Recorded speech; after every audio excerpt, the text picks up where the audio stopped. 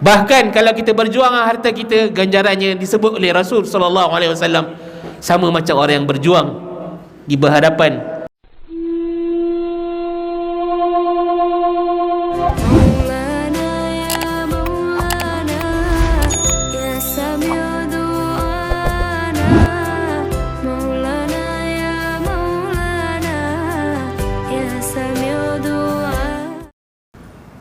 Jadi alhamdulillah di atas nikmat Allah yang sangat banyak yang Allah berikan kepada kita, nikmat yang tidak terhingga, dan dua nikmat yang besar dalam kehidupan kita, nikmat iman dan nikmat Islam, di mana dengan sebab kita mengucap dua kalimah syahadah, lahir dalam keluarga Muslim, dan mengucap dua kalimah syahadah, kita salat dan sebagainya, maka Allah SWT telah menjamin insya-Allah siapa yang meninggal dalam keadaan bertauhid, insya-Allah dia akan masuk ke syurga Allah Subhanahu wa taala. Jadi itu nikmat sangat besar. Mudah-mudahan kita menjadi di kalangan hamba-hamba Allah yang bersyukur. Selawat dan salam ke atas Nabi Muhammad sallallahu alaihi wasallam, rasul kita, tauladan kita, ikutan kita dalam segala aspek kehidupan kita. Bahkan Nabi SAW menjalankan tanggungjawabnya sebagai rasul, sebagai utusan Allah Subhanahu wa taala, yang menyampaikan risalah tauhid, menyampaikan risalah iman, beriman dengan Allah Subhanahu wa taala. Alhamdulillah, yang diraikan, yang dikasihi pihak pengurusan Surau An-Nur, Villa apa? Villa Mutiara. Ingat Taman Kesumar kat sini. Surau An-Nur Villa Mutiara, Jawatan Kuasa Surau, Ahli Karya, Villa An-Nur pula tukar nama, Villa Mutiara, Surau An-Nur, muslimin muslimat, anak-anak yang dikasihi sekalian. Alhamdulillah, insya-Allah pada malam ini saya Abu Bakar bin Muhammad Siddiq pada malam ini dijemputlah untuk kita bercerita sikit ataupun berkongsi tentang apa sekarang yang sedang berlaku di Gaza, yang berlaku di Baitul Maqdis, yang berlaku di Masjidil Aqsa. Ya? Tak tahulah sesuai tak sesuai kita nak sembang hari ini tentang Taufan Al-Aqsa. Saya cubalah siapkan beberapa bahan perkongsian, penyampaian, mudah-mudahan memberi manfaat kepada kita semua. Jadi dari Biro Haluan Palestin, NGO Haluan, yang logo tu Haluan. Haluan. Jadi Haluan ni dia ada banyak biro, salah satunya adalah Biro Haluan Palestin yang fokus untuk isu Palestin. Jadi insya-Allah saya Biro Haluan Palestin untuk Cawangan Putrajaya. Jadi Taufan Al-Aqsa ni boleh function. Canggih sekarang. Berapa lama masa diberikan sampai habis. Saya cuba secepat yang mungkin lah, mungkin sepintas lalu. Mudah-mudahan kita mengambil manfaat dan mengambil pengiktibaran. Sebab yang akan kita perkatakan ni bukan sekadar tentang peperangan yang berlaku di sana yang dinamakan sebagai Taufan Al-Aqsa, tapi ianya berkait rapat dengan kita sebagai seorang Muslim. Jadi mungkin sedikitlah ada statistik bagaimana tercetusnya perang ataupun Taufan Al-Aqsa, kenapa kita perlu bersama dengan mereka, bersolidariti, kemudian bagaimana kita nak bersama untuk mencapai kemenangan, insya-Allah. Boleh nak saya cakap semangat ke cakap macam ni? InsyaAllah biar benda semangat tapi cakap relax macam mana? Taufan Al-Aqsa, statistik. Kita tengok statistik dulu. Ini statistik bukan yang terkini, tapi statistik semalam tak silap saya, 13 Oktober pagi semalam waktu Malaysia 11 pagi. Ada bunyi suara, tak perasan. Okay. Jadi ni statistik yang dikeluarkan oleh My Aqsa Defenders, salah satu NGO yang bukan gabungan pada NGO-NGO yang berkaitan dengan Palestin dan yang bersama untuk membantu Palestin di Malaysia, My Aqsa Defenders. Jadi yang dikeluarkan mereka, kita lihat ini adalah kesan-kesan kemusnahan ke atas Gaza apabila berlakunya serang balas Israel ke atas Gaza, di mana peperangan tadi bermula pada 7 Oktober dan masih lagi berjalan sehingga sekarang. Villa Mutiara Gaza, maksudnya bangunan villa, macam belakang ni bangunan apartmen kan. Jadi di sana kebanyakan bangunan rumah adalah apartmen. Jadi apartmen, sekali kalau bayangkan satu apartmen dirobohkan, memang banyak rumah. Sebab tu rumah yang kediaman yang musnah 22,600 rumah, unit kediaman yang diserang oleh Israel. Bukannya tempat kamp tentera ke ataupun markas tentera dan sebagainya, tetapi yang diserang adalah masyarakat awam, orang awam, kanak-kanak dan wanita yang berada di rumah-rumah kediaman mereka. Disitulah dibom oleh Israel Zionis. Institusi pendidikan, sekolah, universiti, 90 buah universiti dan sekolah-sekolah yang rosak, termasuk sekolah UN. Sekolah UN oh suara tak apa sekejap boleh sini just tak perasan saya dia letak suara kat situ. Muzik latar. Okey. Masjid pun dimusnahkan, dibom. Masalahnya Israel ni dia bukannya pergi melalui darat seperti mana yang berlaku akan kita tengok sebelah ni. Mereka membalas serangan dengan menembak roket-roket ke arah Gaza dan disasarkannya masjid, sekolah, universiti, rumah, hospital. Kita lihat pusat kesihatan, hospital ataupun klinik 19. Ambulans pun dia target, fasiliti industri, tempat tempat kerja ataupun kilang pun menjadi sasaran, dan juga pejabat media. Al Jazeera ke Al Jazaru ke apa nama media menjadi sasaran di Gaza. Inilah yang berlaku di Gaza. Kita tak lihat berapa ramai yang syahid kan. Ini yang dikemukakan adalah jumlah penduduk ada 2.3 juta, kanak-kanak 47%. Maksudnya hampir separuh warga Gaza adalah kanak-kanak, bukannya orang tua. Sebab orang tua dah ramai syahid berapa kali peperangan ke atas Gaza. Dan sekarang ni 1.7 juta yang tinggal di kamp pelarian. Jadi Gaza ni satu tempat yang besar, taklah besar mana, tapi yang Gaza ni bukan seluruhnya orang asal Gaza, tapi mereka ni adalah, ada juga di kalangan mereka ni adalah pelarian. Pelarian yang daripada tempat-tempat lain di Palestin, mereka lari ke Gaza dululah, masa start mula berlakunya serangan ataupun perampasan, perombohan, pencerobohan oleh orang-orang Yahudi Zionis. Mereka datang ke sana dan mereka melakukan perompakan dan pencerobohan dan sebagainya, dan menjajah. Jadi ada banyak kamp pelarian di Gaza sendiri.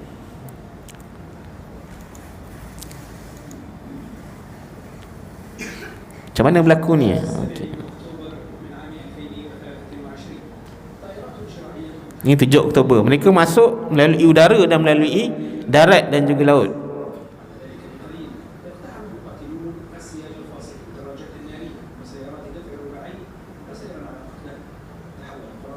Jadi Israel ingatkan tentera-tentera ataupun pejuang-pejuang di Gaza ni, mereka akan masuk melalui terowong. Sebab sebelum ni mereka masuk melalui terowong. Nanti ada sebut dalam video ni. Tapi rupa-rupanya bukan. Tak pernah lagi mereka melakukan serangan direct melalui darat, masuk menembusi dinding-dinding sekitar Gaza ni. Ni semua adalah tembok yang telah dibina oleh Israel. Di bawah tembok tu penuh dengan konkrit-konkrit besi dan sebagainya untuk menghalang dia buat terowong. Tapi para pejuang di sana telah mengejutkan Israel. Mereka menyerang dengan tanpa disangka-sangka melalui pintu depan, masuk, memecahkan tembok, memecahkan pagar-pagar yang ada, dan juga melalui udara.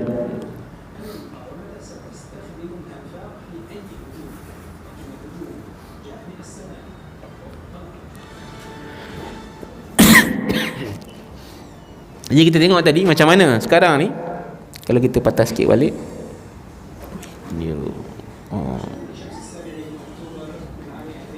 ni kalau kita dia jadi macam ni.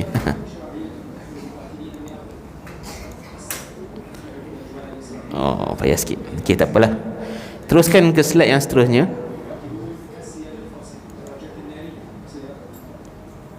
Jadi kenapa tercetusnya peperangan ni? Ramai orang kata, kenapa Hamas pergi serang Israel? Pejuang-pejuang di sana menyerang Israel, kan? Ada orang tanya itu. Maksudnya, buat apa kita mulakan peperangan? Kita yang pergi mulakan peperangan. Maksudnya orang Islam jangan mulakan peperangan. Kenapa kita mulakan peperangan? Ada orang-orang cakap macam tu, kan? Jadi inilah kita cuba nak terangkan kepada, kita nak berkongsi pada semua, kenapa berlakunya peperangan tersebut. Bukan sewenang-wenangnya mereka memulakan peperangan, tapi ianya adalah rentetan peristiwa yang panjang. Kalau kita lihat pada sejarah ataupun rentetan peristiwa, kita kena kesedar bahawa hakikatnya mereka ni dijajah. Umat Islam di sana dijajah, Baitul Maqdis dijajah, Masjid Al-Aqsa dijajah. Dan penjajahan ini bukannya berlaku baru sekarang, bahkan berlaku zaman tok nenek kita. Kalau anak-anak ni zaman tok nenek kita, sebelum tok nenek kita, moyang kita dah berlaku penjajahan ni. Bermulanya pada 1917, selepas jatuhan Khilafah Osmaniyah, pemerintahan umat Islam di Turki yang menjadi penaung kepada negara-negara umat Islam dijatuhkan, dan berlakunya pelbagai negara-negara kecil, terutama di negara-negara Arab, dibahagi-bahagikan negara umat Islam. Dan pada 1917, salah satu rentetan peristiwa, 1917 wujudnya deklarasi Balfour. Balfour ni siapa? Zaman tu zaman penjajahan, negara-negara besar dunia yang menjajah. Seperti mana Malaysia dijajah pada waktu tersebut. 1917 Malaysia masih dijajah, kan, di bawah British. Dan British lah antara dalang celaka dalang utama ke atas penjajahan tanah suci umat Islam ini, Masjid Al-Aqsa. Balfour adalah menteri luar, Balfour adalah menteri luar kepada kerajaan British pada masa tersebut, yang menjanjikan, membuat satu surat disebut sebagai deklarasi Balfour, menjanjikan kepada gerakan Zionis bahawa mereka akan mendapat tempat di Palestin ataupun di tanah suci Masjid Al-Aqsa dan Baitul Maqdis. Bermula situlah penjajahan sehingga berlakunya perpindahan ramai. Kita tahulah dalam peperangan Perang Dunia Pertama, Perang Dunia Kedua dan sebagainya, Perang Dunia itulah antara perancangan mereka nak membawa Yahudi, orang-orang Yahudi ke Baitul Maqdis, ke kawasan di sekitar yang kita faham sekarang sebagai Palestin, dibawa ke sana untuk mereka merampas, untuk mereka mengambil tanah air umat Islam tersebut. Yang kita tahu di sana adalah tempat umat Islam setelah berkurun lamanya umat Islam berada di sana, bahkan di bawah pemerintahan umat Islam begitu lama. Yang kita tahu bila first time umat Islam masuk ke sana sebagai memerintah, tak ada hadiah pula, kan. Bila kali pertama? Pada zaman Sayyidina Umar bin Al-Khattab. Pada zaman Sayyidina Umar bin Al-Khattab berlaku pembukaan kota Baitul Maqdis, berlaku pembukaan kota Ilya, pada masa itu namanya Ilya. Umat Islam sampai ke sana dan solat secara berjamaah, ribuan para sahabat solat bersama dengan Sayyidina Umar bin Al-Khattab, dan dimuazzinkan oleh Bilal bin Rabah, muazzin Rasulullah SAW yang tak pernah melaungkan azan selepas wafatnya Rasulullah SAW, melainkan di Masjid Al-Aqsa. Jadi penjajahan begitu lama, 1917. Dah berapa generasi umat Islam di Palestin, di bumi Baitul Maqdis itu, di sekitar Masjid Al-Aqsa, mereka dijajah dan melarikan diri sebagai pelarian.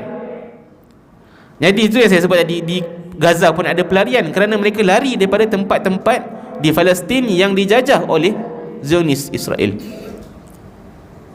yang dirampas oleh Zionis Israel. Jadi bukan itu sahaja, berlakunya pencerobohan secara terang-terangan ke atas Masjid Al-Aqsa, terutamanya pada bulan-bulan terakhir ini. Secara terang-terangan mereka memang sekarang ni telah merancang ke arah menghancurkan Masjid Al-Aqsa. Daripada dahulu mereka telah merancang, mereka nak tukarkan Masjid Al-Aqsa ini kepada kuil dakwaan mereka, dibawa mengatakan itu adalah kuil Nabi Sulaiman. Mereka datangkan bukti-bukti palsu dan sebagainya, mengorek terowong-terowong di bawah Masjid Al-Aqsa untuk membuktikan bahawa ianya adalah tempat Nabi Sulaiman. Itulah yang dilakukan oleh orang-orang Yahudi Zionis di sana. Bahkan secara terang-terangan mereka masuk ke Masjid Al-Aqsa. Dah tahu dah sekarang Masjid Al-Aqsa ni, kita memang orang Malaysia ramai juga yang pergi Masjid Al-Aqsa kan, ziarah.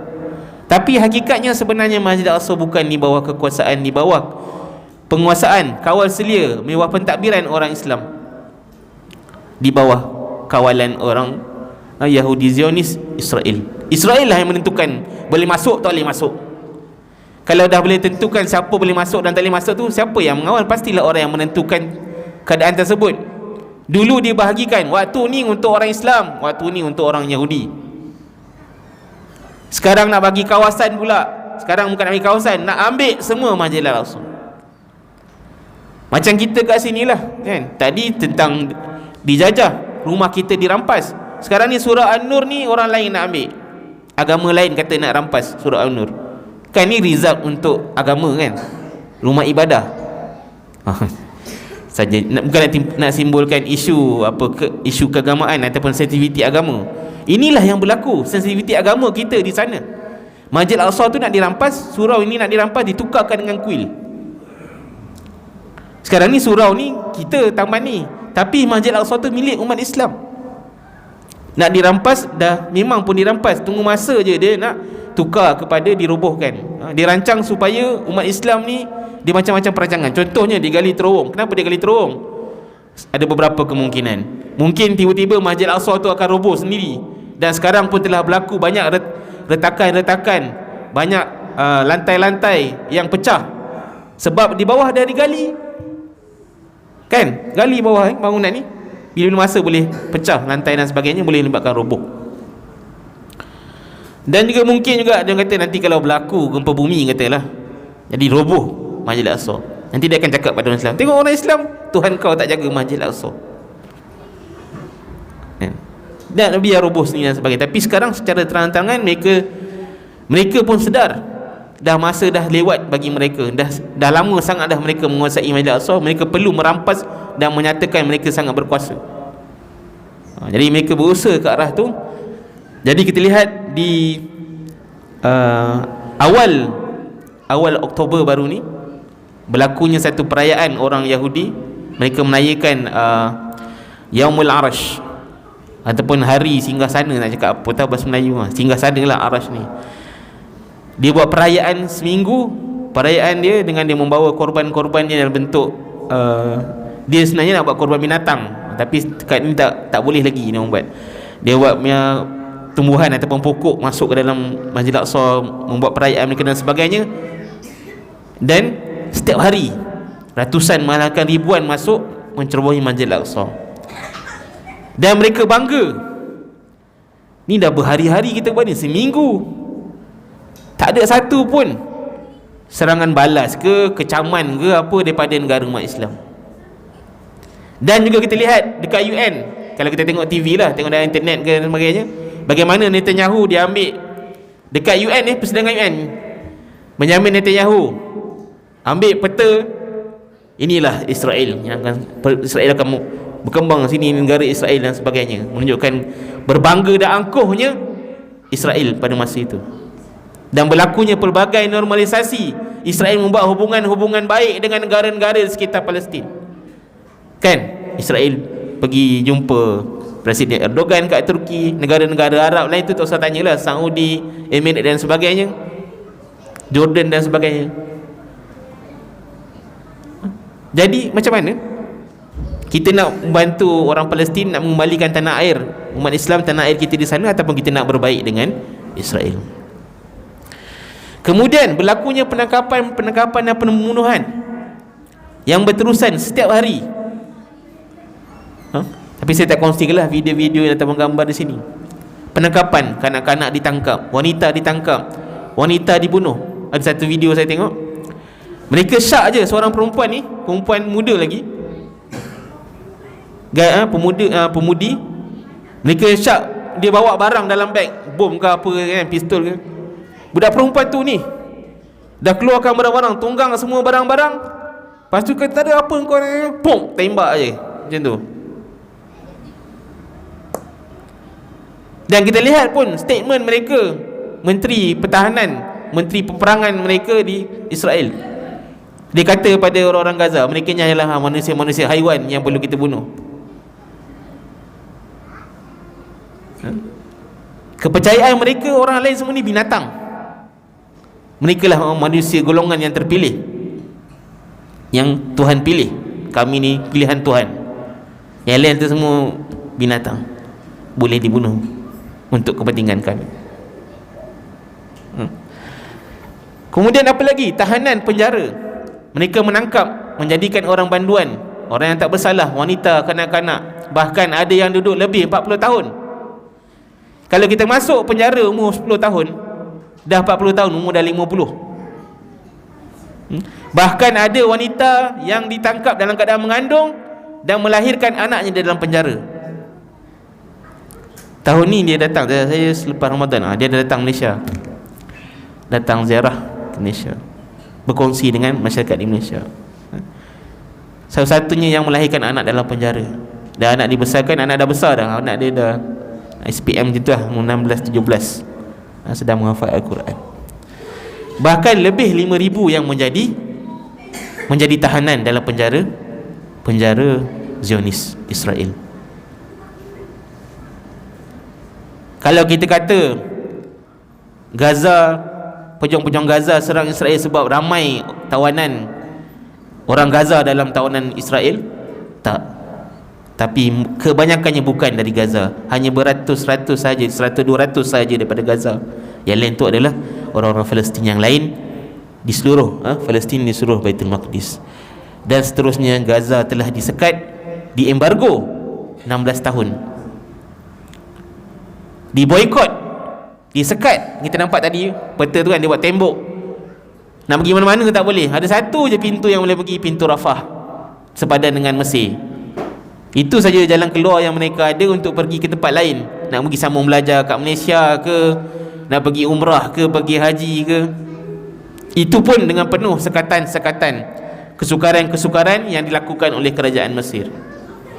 Jadi kita lihat kerajaan umat Islam sendiri, Mesir, Jordan dan negara-negara sekitarnya bersekongkol dengan ataupun berbaik dengan Israel, ataupun takut dengan Israel. Kita bolehlah bagikan berbagai-bagai gelaran, tapi mereka tidak bersatu hati bersama untuk membantu orang-orang di Gaza dan juga di Palestin secara umumnya.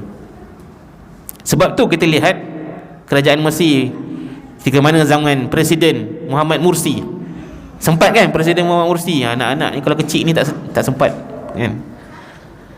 Dulu Mesir ni satu presiden yang dipilih secara demokrasi, pilihan raya, semua orang pilih menjadi presiden. Muhammad Mursi, seorang yang hafiz Al-Quran, pakar dalam nuklear tak salah saya, belajar walaupun dulu dia kerja di NASA US, hafiz Al-Quran. Pada zaman Presiden Mursi, Mesir membuka sebesar-besarnya pintu Rafah. Ini peristiwa 10-12 tahun yang lalu. Pada masa itu sangat menakutkan Israel. Kerana itulah Presiden Muhammad Mursi digulingkan. Bahkan digelarkan sebagai, antara gelarannya lah Syahid Baitul Maqdis. Ada satu ucapan Presiden Muhammad Mursi menyebut, Nufusuna tatwuku ila Baitul Maqdis. Diri kami, jiwa kami merindui Baitul Maqdis. Ucapan dia di hadapan satu stadium ramai, ucapan mega di stadium perhimpunan secara besar-besaran, menyebut tentang jiwa-jiwa kami merindui Baitul Maqdis. Ketika itu perhimpunan bersolidariti bersama dengan Syria, umat Islam di Syria yang ditindas, yang di hari ini kita lihat semakin ditindas dan sepi, tak mendengar tentang pembangunan mereka oleh kerajaan rejim yang zalim. Boleh Ustaz cerita memang macam ni. Boleh anak-anak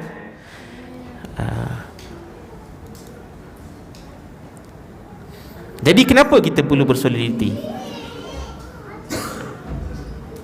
Mungkin sebab saya tak minat sangat nak kongsi video-video sedih. Kita suka tengok video sedih kan, sebab kita sedih. Tapi kita sedarlah bahawa kesedihan tu sebenarnya membawa mereka ke syurga. Saya pun tak sempat cari ada video di mana bagaimana seorang pakcik ni Habis, keluarga dia semua syahid, meninggal sebab dibom. Tapi kata tak apa, aku akan kembali duduk kat bangunan rumah aku yang musnah ni. Tak apa, semua ni adalah untuk Al-Aqsa, untuk Palestin, untuk perjuangan. Jadi mereka berjuang ni, mereka berperang ni, bukan mereka tak kira benda-benda ni. Orang Gaza ataupun pejuang-pejuang Gaza melancarkan peperangan ke atas Israel. Kita fikir kan, saya sendiri pun, betul ke dia orang ni pergi serang Israel ni? Dah buat calculation kiraan-kiraan mereka ni betul ke? Dah cukup kekuatan ke? Kita boleh fikir Gaza yang kecil nak lawan dengan Israel yang besar, kuasa besar yang dilindungi oleh kuasa besar dunia. Kita lihat sekarang bagaimana US menghantar bantuan tentera. Dah siap lah, tunggu masa je. UK pun hantar kan, US dari Jordan dihantar, nak hantar kapal kapal yang bawa kapal terbang kan, buat jet, kapal perang, semua dah dipersiapkan. Nak lawan Gaza yang kecil je. Gaza ni tak silap saya kecil lagi daripada Melaka tu, ke kecil lagi Perlis. Kecil sangat Gaza ni. Saya dah lupa dia punya kilometer berapa persegi. Sangat kecil Gaza ni. Tapi mereka takut pada Gaza. Jadi kenapa kita perlu bersama dengan mereka? Kenapa, inilah yang sangat penting untuk kita ketahui. Kenapa kita perlu bersama dengan mereka? Saya rasa saya perlu cepatkanlah, ni banyak. Tak, maaf, saya baru nak buat slide, baru siap hari ni. Pertama, kerana sebab agama, sebab din kita, sebab Islam. Bahkan lebih khusus, ianya berkait rapat dengan iman kita yang sebenarnya. Kalau kita pada hari ini belum tercetus dalam hati kita untuk melakukan sesuatu bersama dengan mereka, maka kita persoalkanlah iman kita. Kalau kita masih belum berdoa untuk mereka, maka kita soallah iman kita. Kalau kita masih belum berkongsi tentang apa yang berlaku di sana, maka kita soalkan iman kita. Kalau kita belum infak walaupun sedikit untuk bersama dengan mereka, menyatakan kebersamaan dalam perjuangan mereka, maka kita tanyalah iman kita. Ianya sangat berkait rapat dengan iman. Kerana apa? Masjid Al-Aqsa ada satu kalimah yang disebut dalam Al-Quranul Karim secara jelas dalam surah Al-Isra ayat pertama, subhanallazi asra bi'abdihi lailan minal masjidil haram, Kaabah Masjidil Haram, ilal masjidil aqsa. Di mana kita sayang dengan Kaabah, itu juga seharusnya kita sayang dengan Masjid Al-Aqsa. Kalau Kaabah dicerobohi, dirampas oleh Zionis, dirampas oleh Amerika, kita marah tak? Kita semua nak pergi umrah kan? Ramai nak pergi haji, pergi umrah. Kalau Masjid Kaabah dirampas, kita marah. Apatah lagi Masjid Al-Aqsa. Seharusnya begitu juga, kerana ia disebut dalam Al-Quranul Karim. Bahkan disebutkan secara jelas, secara khusus, allazi barakna haulahu linuriyahu min ayatina. Masjid Al-Aqsa ni Allah sebut Kaabah, Bakkata mubarakah, Makkah adalah tempat yang diberkati. Tetapi Allah sebut dengan lebih jelas barakah yang special, yang istimewa pada Masjid Al-Aqsa, allazi barakna haulahu linuriyahu min ayatina. Masjid Al-Aqsa ini yang diberkati di sekitarnya, di sekelilingnya diberkati oleh Allah Subhanahu wa taala. Macam mana kita nak bayangkan sekeliling ni? Kalau kita ada batu, kita campakkan dalam air kan, batu campak dalam tasik. Kita suka main baling batu kan, baling batu campak dalam tasik, air akan bergenang, bergelora kan, daripada kecil besar. Itulah barakah yang digambarkan dalam Al-Quranul Karim, haulahu, di sekitarnya, yang berkembang, tersebar luas, yang berasal, berpunca dan sumbernya dari Masjid Al-Aqsa. Allah tak sebut Makkah atau Kaabah sebagai sumbernya, tapi sebagai tempat yang berkah. Berbeza dengan Masjid Al-Aqsa, ia adalah tempat yang barakah, diberkati Allah Subhanahu Wa Taala, dan keberkatannya tersebar luas ke seluruh dunia. Dan tak mustahil barakah yang berada di Malaysia ini adalah sumbernya daripada Masjid Al-Aqsa dan Baitul Maqdis. Bahkan kalau kita nak mendapat keberkatan Masjid Al-Aqsa dan Baitul Maqdis, kita perlu bersama dengan Masjid Al-Aqsa dan Baitul Maqdis, maka kita akan merasai keberkatannya dalam kehidupan. Kerana berkah itu bukan sekadar berbentuk fizikal, air yang banyak, air yang bersih, harta yang melimpah ruah, tapi kehidupan yang diberkati Allah Subhanahu Wa Taala, ketenangan dalam hidup, itu jugalah barakah. Kalau kita memperjuangkan dalam diri kita bersama dengan Masjid Al-Aqsa, insya-Allah kita akan merasai keberkatan tersebut. Tapi kita perlu berjuang dengan ikhlas, dengan cara yang betul. Ustaz ni cakap dah tak ikut slide dah. Sebab saya rasa kalau saya tunjuk slide, saya tak boleh cakap. Baca slide ni. Jadi slide ni untuk panduan tuan-tuan dan puan-puan di Masjidil Aqsa. Bahkan Masjidil Aqsa dan Baitul Maqdis, berkaitan dengan Baitul Maqdis ini adalah 1/3 daripada ayat-ayat Makkiyah. Dalam Al-Quran kita ada ayat Makkah ataupun ayat Makkiyah dan ayat Madaniyah. Anak-anak tahu tak ayat Makkiyah tu apa? Tak tahu. Ayat Makkiyah ni turun masa Rasulullah SAW belum berhijrah ke Madinah. Kita sebut sebagai ayat Makkiyah. Dan ayat Madaniyah ni turun selepas Rasulullah berhijrah ke Madinah. Jadi ayat Makkiyah ni adalah ayat menyatakan tentang akidah, tentang iman. Kerana itulah kita menyebut isu Baitul Maqdis dan Masjidil Aqsa ni ayat-ayat akidah, ayat-ayat iman, ialah tentang iman.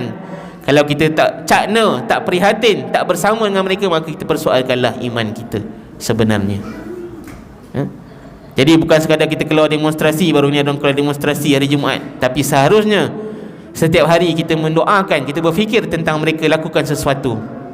Kerana sekiranya mereka tak buat, kita tak bersama dengan mereka, dan mereka dikalahkan dan dimusnahkan oleh Israel, maka tiada lagi lah yang akan memperjuangkan nasib kita di sana.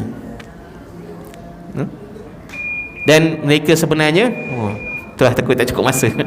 Maka sebenarnya mereka memperjuangkan, mewakili kita memperjuangkan dan menyelamatkan Masjidil Aqsa dan Baitul Maqdis. Okey? Dan dari segi kemanusiaan, sebagai manusia seharusnya kita bersama dengan insan yang lain yang dizalimi. Mereka dizalimi, dibunuh, kanak-kanak dibunuh. Bayangkan kalau kita, rumah kita dibom, kita tinggalkan anak kita dan pergi surau. Kadang-kadang kita tak bawa anak-anak sebab anak-anak akan bising dalam surau kan. Tinggal anak-anak kat rumah dengan isteri. Balik-balik dah tak ada rumah, dibom. Itulah yang berlaku kepada mereka. Manusia yang tidak bersalah dibunuh begitu sahaja. Azan boleh sila. Fadhal.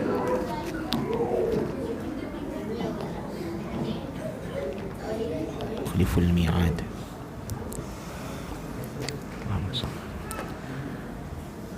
Alhamdulillah, suara muazzin pun sedap, merdu.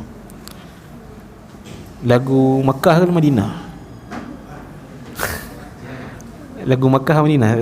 Lagu biasa dengar Makkah kot. Makkah ya. Biasa azan di Makkah. Jadi insya-Allah satu hari nanti abang muazzin kita akan azan di Masjidil Aqsa, insya-Allah. Jadi kita tanamkan dalam diri kita, kita hadiahkan sesuatu untuk Masjidil Aqsa. Inilah yang dilakukan oleh para sahabat, yang dilakukan oleh generasi Salahuddin Ayyubi. Cerita sikit lah, keluar sikit pada tajuk ni kan. Macam mana Salahuddin Ayyubi ni, kita tahu dia Salahuddin Ayyubi ni salah seorang, ataupun kita kata pembebasan kedua. Kali pertama zaman Sayyidina Umar, kali kedua adalah Salahuddin yang membebaskannya. Jadi Salahuddin pun satu generasi yang panjang. Jadi masa zaman Salahuddin tu ada wanita dari, tak silap saya, Mardin, satu tempat di Turki, yang mereka pergi berjumpa dengan Salahuddin Ayyubi. Mereka kata, wahai Salahuddin, nama dia Yusuf, kami telah sediakan minyak wangi khas yang kami sediakan untuk Masjidil Aqsa, untuk Qubbatus Sakhra, untuk batu, secara langsung batu yang berada di Qubbatus Sakhra. Kan kalau kita tahu ni Qubbatus Sakhra tu ada batu. Jadi sebenarnya batu tu adalah puncak bukit. Kerana Masjidil Aqsa ni berada di atas puncak bukit. Ada macam bentuk bukit, dan Qubbatus Sakhra atau kubah kuning yang tadi ada gambar ni kan. Qubbatus Sakhra ni panggil Qubbatus Sakhra atau Dome of the Rock. Sebab tu nama dia Dome of the Rock, sebab bawah ni ada macam ada batu.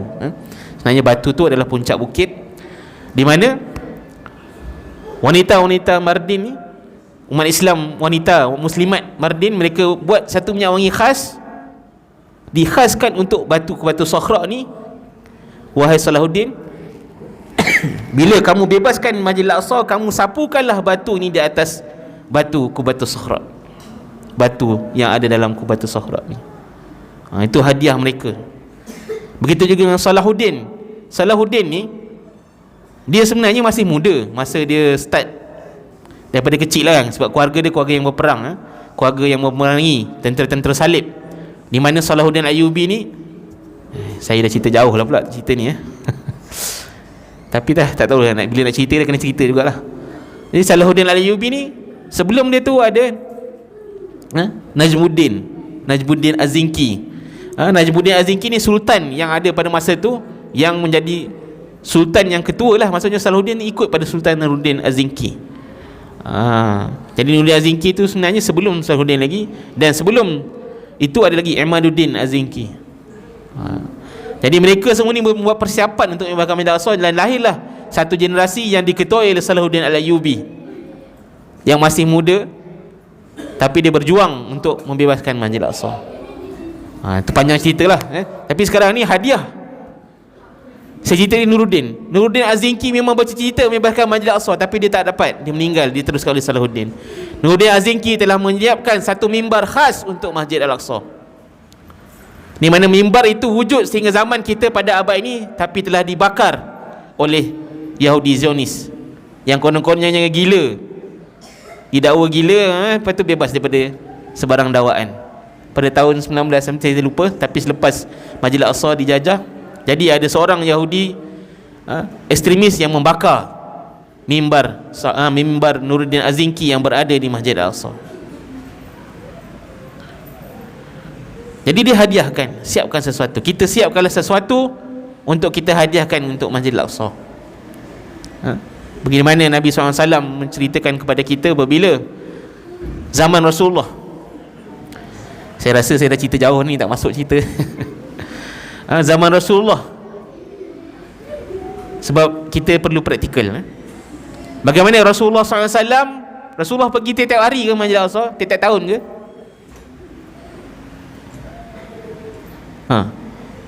Kalau kita nak pergi umrah tiap-tiap tahun kan, Rasulullah pun kalau boleh nak umrah tiap-tiap tahun, dia dekat je. Sebab tu Rasulullah rindu sangat masa Rasulullah dah hijrah ke Madinah, rindu nak pergi pulang ke Makkah, nak pergi ke Baitullah, nak menunaikan umrah. Masjid Al-Aqsa ni pada zaman Nabi SAW, Nabi pergi sekali je, waktu Isra' dan Mi'raj yang kita cerita tadi kan. Isra' dan Mi'raj, Rasulullah diisra'kan dari Masjidil Haram ke Masjid Al-Aqsa, dan selepas tu tak pernah pun pergi Masjid Al-Aqsa. Tetapi Nabi SAW merancang pembebasan Masjid Al-Aqsa sehingga dibebaskan oleh Sayyidina Umar bin Al-Khattab.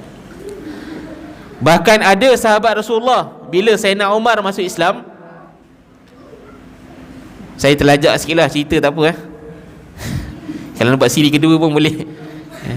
Cerita sirah Nabi SAW sangat, bagi saya sangat begitu dekat dengan kita. Kita dalam bulan Rabiul Awal lagi kan, cerita tentang Maulidun Nabi SAW, cerita Nabi SAW. Nabi SAW dakwah baginda pada masa di Mekah. Bila masuk yang Sayyidina Umar masuk Islam, Sayyidina Umar ni sangat menentang orang Islam. Bila satu hari dia marah kan, Sayyidina Umar garang. Tak macam saya lah, saya dia Abu Bakar kan, tak garang. Sayyidina Umar garang orangnya.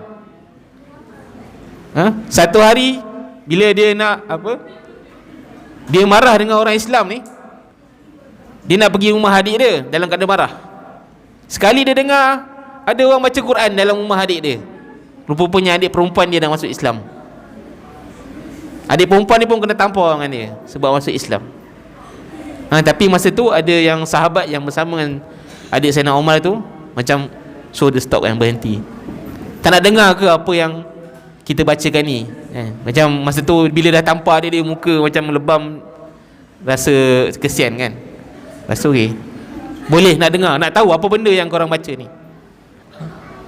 Masa itulah bila dibacakan ayat tersebut, Sayyidina Umar masuk Islam. Tersentak hatinya dan masuk memeluk agama Islam. Masa tu dah kira nak bunuh Muhammad dah, angkat pedang. Semua orang takut Umar nak pergi bunuh Nabi Muhammad SAW. Tapi selepas tu Sayyidina Umar masuk Islam, orang Islam rasa, kita ada Umar, orang yang gagah, yang berani. Semua orang takut Umar secara terang-terangan di depan Kaabah. Barang siapa yang nak pergi hijrah kan, barang siapa yang nak mati, yang nak isterinya menjadi janda, anaknya menjadi yatim, maka halanglah aku. Tu Sayyidina Umar nak hijrah cakap macam tu kan. Hebat tak hebat dia. Jadi bila Sayyidina Umar masuk Islam, Ada sahabat yang bernama Al-Arqam bin Al-Arqam. Saya dengar kan? Rasulullah dulu masa dia mula-mula dakwah Rasulullah SAW, Rasulullah buat perjumpaan, tak ada surau. Surau An-Nur tak ada. Kita buat surau rumah pengerusi je. Contoh kan. Masa itu Nabi SAW berkumpul dekat rumah Al-Arqam bin Al-Arqam. Jadi Al-Arqam bin Al-Arqam ni seorang pemuda, orang muda. Jadi alhamdulillah surau kita dihidupkan oleh orang-orang muda. Jadi inilah yang kita harapkan, rumah Allah kita ni dihidupkan oleh orang muda, digerakkan. Walaupun anak-anak yang bersembang tu kita tak tahu, lepas ni mereka lah yang akan hidupkan surau ni, kembang dan kukuhkan lagi, mengimarahkan lagi surau dan rumah Allah. Jadi Arqam bin Abi Arqam ni, Sayyidina Umar dah masuk Islam, apa lagi packing barang-barang semua. Terus kata, nak pergi mana ni? Siap-siap barang. Aku nak pergi Masjid Al-Aqsa Rasulullah. Aku nak pergi Masjid Al-Aqsa ni. Sebab apa masa tu orang Islam nak pergi Masjid Al-Aqsa? Sebab daripada dulu lagi, daripada zaman mula-mula lagi Nabi menjadi Nabi dan Rasul, semua orang masuk Islam, setiap orang masuk Islam, mulanya dakwah Nabi di atas bukit Jabal Nur di Gua Hira tu. Pada masa tu dah start dah, semua umat Islam solat menghadap ke mana? Menghadap ke Masjid Al-Aqsa. Bahkan Nabi SAW menghadap solat Masjid Al-Aqsa lagi lama daripada Nabi SAW menghadap ke Kaabah. Umat Islam menghadap ke Kaabah pada zaman Nabi SAW. Jadi begitu pentingnya kedudukan Masjid Al-Aqsa pada umat Islam. Bahkan yang saya akan kongsikan di sini, kita pintas lalu je lah. Kebanyakan Nabi-Nabi dan Nabi yang disebutkan di sini adalah Nabi yang berkaitan dengan Masjid Al-Aqsa dan Baitul Maqdis, yang diarahkan oleh Allah SWT, sama ada diarahkan untuk pergi ke sana ataupun dia memang lahir dekat sana, macam Nabi Isa AS, Nabi Yahya, Nabi Zakaria yang berada di sekitar Masjid Al-Aqsa di Baitul Maqdis. Ada Nabi yang diarahkan untuk ke sana seperti Nabi Ibrahim AS. Dalam Al-Quran surah Maryam, cerita tentang Maryam, ibu kepada Nabi Isa AS, yang dimuliakan oleh Allah Subhanahu Wa Taala, semuanya di Masjid Al-Aqsa dan Baitul Maqdis. Macam ni Nabi Sulaiman, wa li Sulaiman ar-riha 'asifatun tajri bi amrihi ila al-ardi allati barakna fiha, bumi yang diberkati di dalamnya. Wa kunna bi kulli syai'in alimin al-anbiya. Al-Anbiya ayat 81. Wa ja'alna bainahum wa bainal qura allati barakna fiha quran zahirah. Ini tentang bumi yang diberkati, bandar-bandar di negara Syam yang diberkati Allah Subhanahu Wa Taala dan disebut sebagai Baitul Maqdis. Ini cerita antara ayat-ayat lah. Banyak kalau nak tengok. Ini yang ni lebih lagi jelas tentang kedudukan kelebihan Baitul Maqdis berbanding dengan Syam. Negeri Syam adalah negeri yang diberkati Allah Subhanahu Wa Taala. Bumi yang diberkati ini termasuk bumi Syam, Syria, Lebanon, Jordan dan juga sebahagian dari bumi Mesir. Itu peta yang kita tengok lain lah. Tapi itu semua adalah kawasan yang sebut diberkati Allah Subhanahu Wa Taala. Allah sebut dalam Al-Quranul Karim. Tapi secara khusus Allah sebut dalam ayat ni tentang bumi Baitul Maqdis yang Allah sebut sebagai bumi tanah yang disucikan, Al-Ardul Muqaddasah. Tanah yang bukan sekadar suci tapi disucikan oleh Allah Subhanahu Wa Taala. Kalau kita nak terjemah, kita selalu terjemah tanah suci, tapi sebenarnya lebih tepat tanah yang disucikan oleh Allah Subhanahu Wa Taala. Barang siapa yang membuat kerosakan di bumi tersebut, Allah akan sucikan tanah tersebut. Seperti mana sekarang orang-orang Yahudi, Zionis, Israel mengotori, membuat kerosakan di Baitul Maqdis, di Masjid Al-Aqsa, maka Allah akan sucikan dengan menghapuskan mereka dari sana. Dan sekaranglah masanya. Seperti mana yang disebut dalam surah Al-Isra, di pengawalan surah Al-Isra, Allah sebut tentang bagaimana kehancuran orang-orang Yahudi yang membuat kerosakan ke atas Masjid Al-Aqsa dan Baitul Maqdis. Inilah masanya. Para ulama menyebut inilah kerosakan kedua yang disebutkan dalam Al-Quran Al-Karim dan surah Al-Isra. Inilah masa kehancuran mereka. Kerana itulah pejuang-pejuang di sana memulakan, memanggil, menyeru kita semua. Bahkan kita lihat di sana mereka menyebut Malaysia.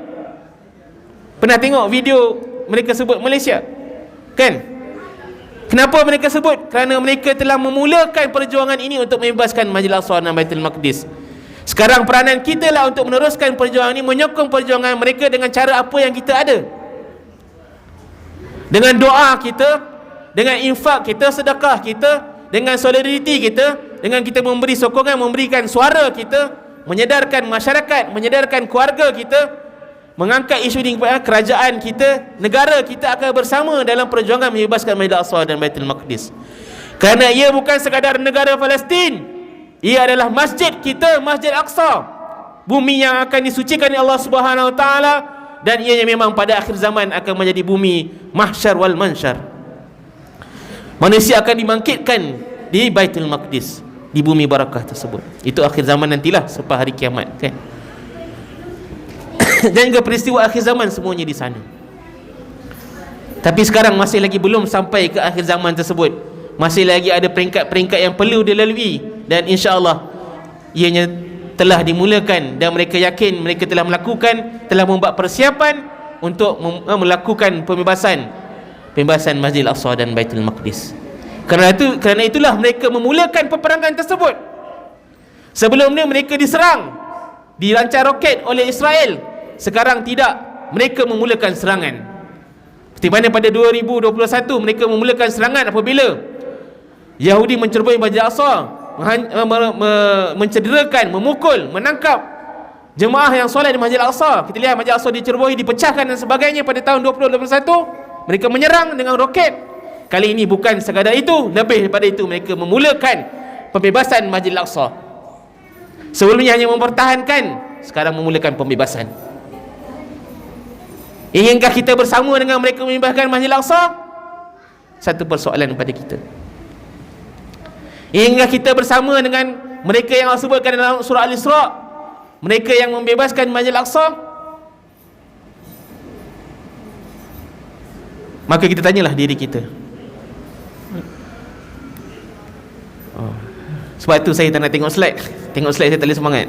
Kau tengok slide pun semangat sikit nak cakap. Kita tak boleh berdiam diri, kita perlu lakukan sesuatu. Sebab slide saya ni panjang sebenarnya.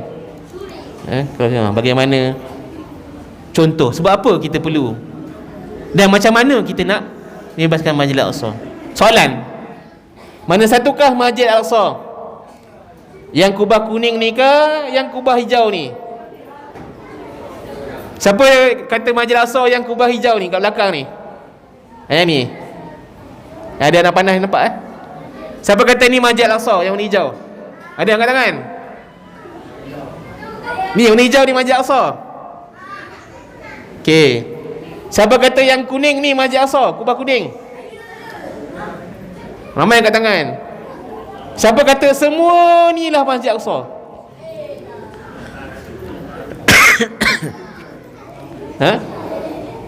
Yang sebenarnya jawapannya, semua besar ni, petak besar ni adalah Masjid Al-Aqsa. Yang ada pokok-pokok ni. Jadi Masjid Al-Aqsa ni bukan sekadar bangunan kecil, ada kubah emas ni, ada masjid yang ni Masjid Qibli atau Masjid Al-Umari. Ini Masjid Qibli, kat sinilah Sayyidina Umar solat, ni menghadap kiblat kat sana, ke arah Kaabah. Kalau dia orang solat Jumaat kat sini, imam kat sini, orang perempuan biasa akan solat dalam Qubatus Sakhra ni. Ni tempat orang perempuan solat. Tapi kat mana mereka akan solat penuh ni. Luas Masjid Al-Aqsa ni 35 padang bola. 35 biji padang bola tu, inilah luas Masjid Al-Aqsa. Sangat luas. Sangat besar dan luas. Jadi kalau Masjid Al-Aqsa pun kita tak tahu mana satu, macam mana kita nak perjuangkan Masjid Al-Aqsa? Kan? Kita kata kita bebaskan Al-Aqsa, free Al-Aqsa. Bebas keluar demonstrasi. Tapi kita tak tahu mana satu Masjid Al-Aqsa. Dan sebenarnya Masjid Al-Aqsa bukanlah bangunan-bangunan ini. Masjid Al-Aqsa pada zaman Nabi SAW adalah kawasan yang besar. Ini adalah kawasan Masjid Al-Aqsa. Kawasan inilah yang disolatkan oleh Nabi SAW. Solat dalam ni, solat berjamaah dengan seluruh para Nabi dan Rasul. Dalam peristiwa Isra dan Mi'raj, Allah datangkan seluruh Nabi dan Rasul. Nabi SAW mengimamkan para Nabi dan Rasul di dalam kawasan Masjid Al-Aqsa yang besar ini. Jadi dibangunkan pada zaman Muawiyah, dibangunkanlah bangunan yang besar ni, dan sampailah ke zaman Uthmaniyah pun ada kesan-kesan mereka, dan yang paling utama berlaku pada zaman Umayyah ataupun zaman Khilafah Umayyah, zaman Malik bin Marwan. 6. Sekejap kita dengar apa pesanan Syekh ni. Siapa nama ni? Ini dia Syekh Ahmad Yasin. rahimahullah. Apa pesanan Syekh Ahmad Yasin? Macam mana? Tak kena.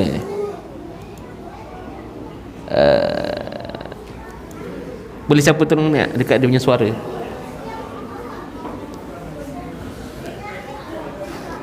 Yang ni kena dengar audio dia lah.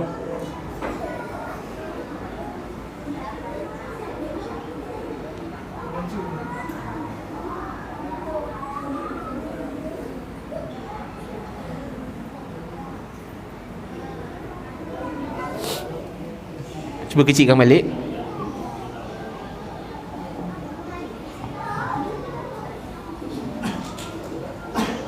Syekh Ahmad Yasin kata kita perlu mempersiapkan diri kita untuk menjadi pemimpin di atas muka bumi ni, atas dunia ni.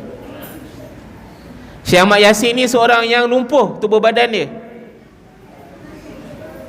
Nabi nampak dia kan, dah meninggal lah, dia sebab syahid dibom. Dibom oleh Israel. Ketika mana dia solat, nak pergi solat ataupun balik solat subuh di masjid dengan kursi roda, dia duduk atas kursi roda. Walaupun dia dah keadaan lumpuh, tak boleh bergerak, tapi mulutnya masih lagi boleh bercakap, memberikan kata-kata semangat, memberikan pelajaran-pelajaran, mengajar. Bahkan bukan sekadar orang dewasa, syekh yang berumur dah lanjut usia ni sentiasa bersama dengan kanak-kanak. Kalau kita cari kat internet tu gambar Syekh Ahmad Yasin, kita akan nampak dulu dia duduk dengan ramai budak-budak. Dia pandai bercakap dengan kanak-kanak dan sebagainya. Sekarang kanak-kanak itu menjadi pejuang-pejuang yang memperjuangkan untuk membebaskan Masjid Al-Aqsa. Inilah Syekh Ahmad Yasin. Tak boleh? Oh, dengan situ. Okey, tak apa. Suara dia kecil je, suara dia macam dia suara siapa ni? Tapi sangat memberi inspirasi pada masyarakat di sana. Pesanan dia kita perlu dengan Al-Quranul Karim. Didiklah dengan Al-Quran. Didiklah diri kita untuk jadi pemimpin. Kita bukannya orang biasa, kita orang yang Allah SWT pilih. Kalau orang Yahudi menganggap diri mereka dipilih Tuhan dan semua orang hanyalah binatang, kita tak macam Yahudi, tapi kita faham manusia yang dipilih untuk beriman adalah dipilih Allah Subhanahu Wa Taala. Kat Malaysia ni bukan semua orang masuk Islam kan? Bermakna kita ni orang yang dipilih Allah Subhanahu Wa Taala menjadi orang Islam. Kita patut merasai itulah pilihan Allah Subhanahu Wa Taala. Ramai-ramai orang Islam bukan semua datang ke surau, ke masjid solat. Jadi Allah pilih kita untuk boleh solat di surau dan masjid. Jadi kita anggaplah kita sebagai pilihan Allah Subhanahu Wa Taala untuk kita menjadi generasi yang bakal membebaskan Masjid Al-Aqsa, generasi kemenangan.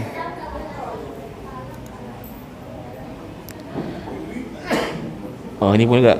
Jadi kalau kita nak membebaskannya, start dengan apa? Dengan kita kena tahu ilmu yang bermanfaat. Macam saya cerita tentang Masjid Al-Aqsa. Kalau kita tak tahu Masjid Al-Aqsa, macam mana kita nak bebaskan Masjid Al-Aqsa?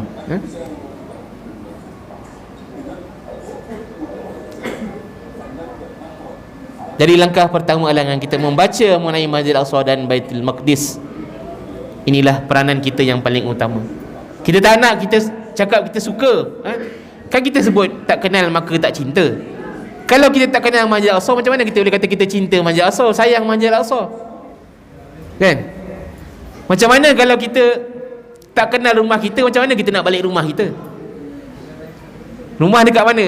Tak tahu. Kalau tanya anak saya dulu kan, baru pindah rumah kat mana? Taman Desa College, nombor berapa? Tak ingat. Tak boleh balik rumah. Begitu juga kita, kalau kita tak kenal, tak tahu rumah kita, tak tahu Masjid Al-Aqsa, macam mana kita nak balik ke Masjid Al-Aqsa, kembali untuk membebaskan Masjid Al-Aqsa? Jadi kita perlu tahu, perlu kenal apa itu Masjid Al-Aqsa dan bagaimanakah Masjid Al-Aqsa bagi kita. Dan Nabi SAW menunjukkan kepada kita, banyak sangat ustaz cerita malam ni. Rasulullah SAW dalam sirah Nabi SAW, saya risau semua dah bosan, tapi sedikit insyaAllah nak habis dah. Sedikit daripada sirah Nabi SAW. Kalau kita mengkaji sirah Nabi SAW, Nabi SAW membuat persediaan para sahabat, mempersiapkan para sahabat. Kita lihat, mempersiapkan dari segi pengetahuan. Apa yang dimaksudkan pengetahuan? Ilmu yang bermanfaat, yang boleh membuatkan kita berubah. Itulah pengetahuan yang sepatutnya. Kan? Kalau kita tahu je Masjid Al-Aqsa tapi kita tak berubah, maknanya pengetahuan kita tu tak betul lagi. Tahu kita tu tak sampai tahu yang sebenarnya. Jadi pengetahuan yang betul, kefahaman yang betul akan membuatkan kita bertindak dan sikap yang betul. Kalau sebab kita cinta dan kita tahu tentang kepentingan Masjid Al-Aqsa, maka kita akan lakukan sesuatu untuk Masjid Al-Aqsa. kan? Dan itulah yang dilakukan oleh Nabi SAW, dan banyak lagi cara-cara Nabi yang insya-Allah kalau ada masa, kalau dijemput lagi kita boleh cerita kan. Tentang sirah Nabi SAW. Ustaz-ustaz yang datang sini, Ustaz Uzair datang sini kan. Ustaz Uzair pun boleh cerita insya-Allah. Jadi SAW membuat persiapan ni nak bebas Masjid Al-Aqsa ni. Bila Sayyidina Umar boleh bebaskan, Rasulullah siapkan para sahabat dengan persediaan pengetahuan, keimanan. Sebab bila tahu maka kita akan beriman. Maka kita akan, iman itu bukan sekadar cakap je, tapi dalam hati dan dibuktikan dengan amalan, tindakan, barulah dikatakan pengetahuan yang betul. Dan pada masa Rasulullah SAW mempersiapkan para sahabat dari segi politik dan dari segi ketenteraan dan sebagainya, barulah sehingga zaman Sayyidina Umar terbebasnya Masjid Al-Aqsa. Ini juga yang perlu kita lakukan. Kita mencontohi Nabi SAW. Kita mulakanlah dengan pengetahuan. Kalau saya buat dalam bentuk rajah 3 segi tu, piramid tu, pengetahuan sebagai asas dia. Tahu yang betul, faham, beriman dan beramal dengan kefahaman itu, barulah yang akan menggerakkan persediaan-persediaan kita yang seterusnya. Kita dah banyak bantu tolong orang Palestin, betul tak? Saya tak tahulah surau ni dah berapa kali buat ceramah kan. Mungkin surau ni baru berapa tahun. Ataupun kita orang Malaysia ni, kerajaan Malaysia ni, kalau ingat PMX lah pula kan. PMX zaman dulu, orang nak share video PMX zaman masa UMNO dulu kan. Oh, PMX kita dulu pejuang Palestin kan, tahun bila tak tahu lah tu, sebelum saya lahir agaknya. Dah berapa lama kita dulu, bahkan orang Malaysia ni, OIC yang antara idea OIC Malaysia kat, kerajaan Malaysia kan, kerajaan Malaysia, orang negara Malaysia, kita dah bersama kan isu Palestin. Tapi kenapa sampai sekarang Palestin masih macam tu? Bahkan lebih teruk, dah tak ada peta Palestin dah, sekarang ada peta Israel. Kalau kita Google ada peta Palestin kan, ada peta Israel. Buat Google Map, dia keluar Israel ke keluar Palestin? Israel kan, betul? Siapa pernah buat? Tak pernah buat lagi. Lagi balik tengok, buka Google Map, tulis Israel ke Palestin, tulis Palestin, dia keluar tak? Yang ada dalam Google Map itu adalah Israel. Maknanya sekarang dah tak ada Palestin. So nak perjuangkan apa sebenarnya? Jadi sebab itulah kita cuba membawa kembali bahawa pembiasan kita, perjuangan kita adalah perjuangan membebaskan Masjid Al-Aqsa dan Baitul Maqdis yang disebut oleh Nabi SAW. Bahkan istilah Baitul Maqdis adalah istilah yang digunakan oleh Nabi SAW dan istilah yang digunakan oleh para sahabat. Bahkan para sahabat menegaskan Baitul Maqdis itu adalah istilah orang Islam, dan selepas itu kita tak boleh gunakan istilah yang lain. Jadi ini telah dihidup dan dikemukakan oleh ulama-ulama kita dan ilmuwan kita. Ni dia ada sebut Malaysia. Ini Muhammad Ad-Daif, Panglima ataupun Jeneral kepada Kataib Brigade Al-Qassam. Malaysia, Pakistan, Indonesia, disebut Malaysia. Dia menyeru semua negara umat Islam untuk bersama-sama dalam perjuangan ni. Jangan jadikan sepadan Palestin, organisasi Hamas sebagai penghalang untuk kita berjihad menyertai perjuangan ni. Macam saya katalah, bukan saya nak suruh kita sekarang keluar pergi sana. Memang ada banyak kekangan dan sebagainya. Jadi perjuangan kita apa? Jadi insya-Allah kita memulakan perjuangan kita yang kita lihat. Kalau kita lihat dalam ayat Al-Quranul Karim, Allah SWT pun sebut sekejap. Kita pindah slide yang lain. Bila nak habis ni Ustaz? Jadi kita tahu, faham, kena tahu, kena sedar, faham, dan kita sebarkan apa yang kita tahu ni.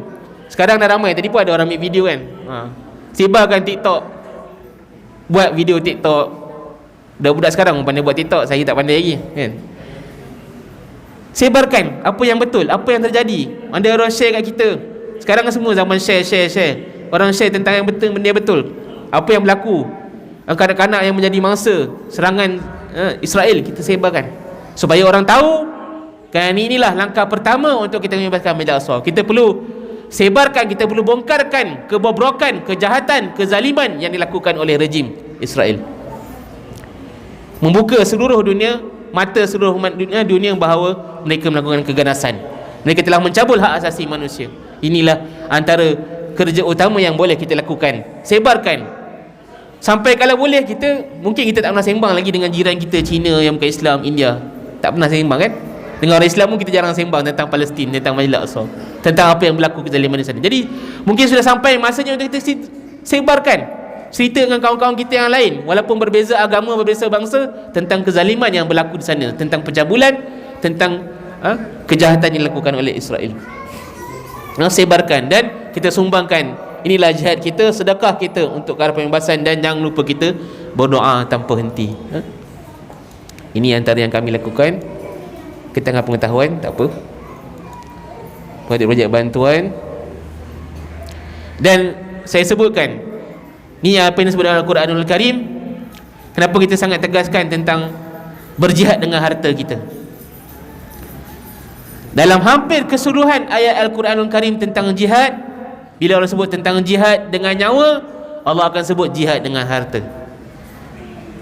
Bukan itu saja. Kalau kita lihat ayat ni, semua jihad dengan nyawa ni Allah dahulukan jihad dengan harta. Kalau kita buka nanti surah At-Taubah ayat 81, infiru khifafan wa thiqalan wajahidu bi amwalikum wa anfusikum. Pergilah berjuang, susah ke, senang ke, berat ke sebagainya. Khifaf ni ringan, thiqal berat. Berat hati nak pergi berjuang ke, ringan ke, oh aku nak pergi berjuang, alah susahnya, isteri ramai, anak ramai, nak berjuang. Itu tamu orang kat sana, kita lagi lah kan. Allah kata apa? Wajahidu bi amwalikum wa anfusikum. Berjuanglah kamu dengan harta-harta kamu dan nyawa kamu. Allah dahulukan dalam Al-Quran dengan harta. Ayat seterusnya surah An-Nisa juga Allah dahulukan dengan harta. La yastawil qa'iduna minal mu'minina ghairu ulid darari wal mujahiduna fi sabilillahi bi amwalihim wa anfusihim. Faddalallahu al mujahidina bi amwalihim wa anfusihim. Allah tegaskan sekali lagi, tak sama orang yang berjuang dengan orang yang tak berjuang. Tak sama orang yang berjuang, orang yang tak berjuang. Orang yang tidur, duduk, tak pergi berjuang dengan orang yang pergi berjuang. Tapi Allah sebut, berjuanglah kamu di jalan Allah bi amwalihim wa anfusihim. Mereka berjuang dengan harta mereka dan nyawa mereka. Allah dahulukan harta sebelum nyawa. Dan Allah memuliakan orang yang berjuang ini dengan harta dan dengan nyawanya. Maksudnya kedudukan orang yang berjuang harta juga sama dengan orang yang berjuang dengan nyawa. Bahkan diutamakan dalam banyak ayat Al-Quran Karim. Kita lihat ada ayat seterusnya, innamal mu'minuna alladhina amanu billahi wa rasulihi thumma lam yartabu wa jahadu bi amwalihim wa anfusihim fi sabilillah ulaika humus shadiqun. Siapa orang-orang yang benar, orang yang berjihad, Allah sebut ialah orang-orang beriman. Orang beriman ni orang yang beriman dengan Allah dan Rasulnya. Kemudian dia tak goyah, dia tak cuak, dia tak koyak. Apa semua Israel cuak, Israel koyak kan? Dia terus berjuang. Wajahadu bi amwalihim. Allah sebut, dan mereka ni orang beriman, mereka berjuang dengan apa? Bi amwalihim. Bahkan kalau kita berjuang dengan harta kita, ganjarannya disebut oleh Rasul sallallahu alaihi wasallam sama macam orang yang berjuang di berhadapan yang sedang melancarkan roket ke, yang sedang tembak Zionis Israel kat sana ke, berperang. Ganjaran kita sama dengan mereka.